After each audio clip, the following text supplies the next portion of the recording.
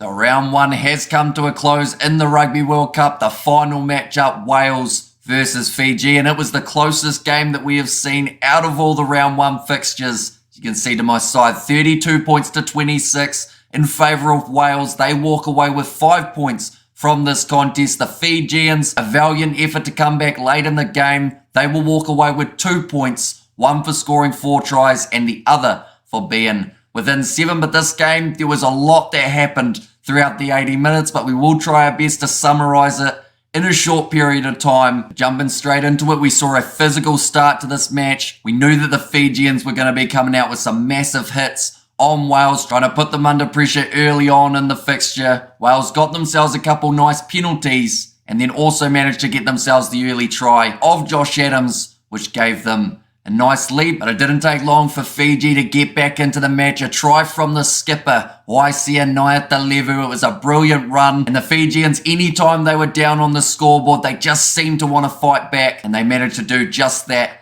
In this case, they then scored again to give themselves the lead in this match. It was a brilliant run from Semi Radradra. I mentioned it at the time. I believe it was try of round number 1, and then the pass off to Lakema Tangitangivalu to finish the job. And it was brilliant work from Radradra because he did have the man on his left-hand side. I believe it was Frank Lamani, but he saw the Welsh defence starting to cover him, did a swift change of direction, sent it to the right instead, and Tangitangivalu managed to score the try. And then from that point, as you guys know, I don't like to mention refereeing that much, but in this game we started seeing a little bit of inconsistency from the refereeing side of things. We saw a penalty awarded in favour of Wales due to Vinaya Habossi leading with the shoulder and taking out Liam Williams. The same scenario happened. Wales only a couple metres out from their line. The defender not wrapping his arm, and it was play on.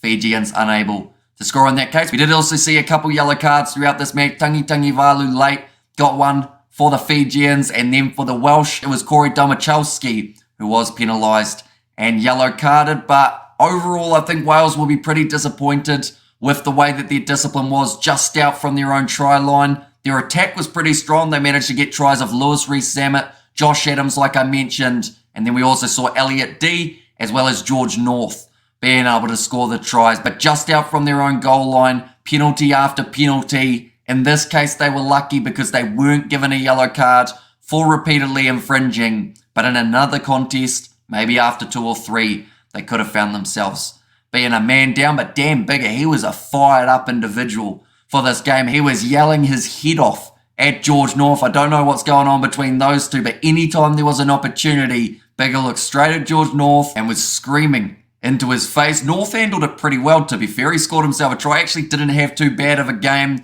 but Biggar, he was fired up beyond belief. This is his last Rugby World Cup before he is retiring. He wanted to start it off with a bang, and that's what Wales were able to do, getting themselves that win, 32 points to 26. For this pool of the Rugby World Cup, it is even more intriguing now that Fiji managed to receive those 2 extra bonus points. They will be playing the Australians next week, and currently with the way that it sits, Wales are sitting in second. Their game will be up against Portugal, and that too will be an absolutely outstanding fixture just to get to judge how the Portuguese will match up with the other sides in Pool C. I should mention, for the Flying Fijians, we did see 4 tries scored.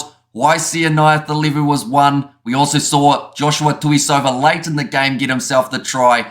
Tangitangivalu, like I mentioned, and then the other try was scored by the big man, the experienced veteran, Penny Ravai, to be able to close out the Fijian scoring. They almost, in the last moment of the game, could have scored out wide for Semi Radradra. They needed 6 points to win. 5 would have meant they had a kick to come, but it was instead a drop ball that ended up with the score remaining the same. But do let me know what you guys thought of the match. Like I mentioned, I don't like talking about referees because at the end of the day, it's a hard enough job as it is.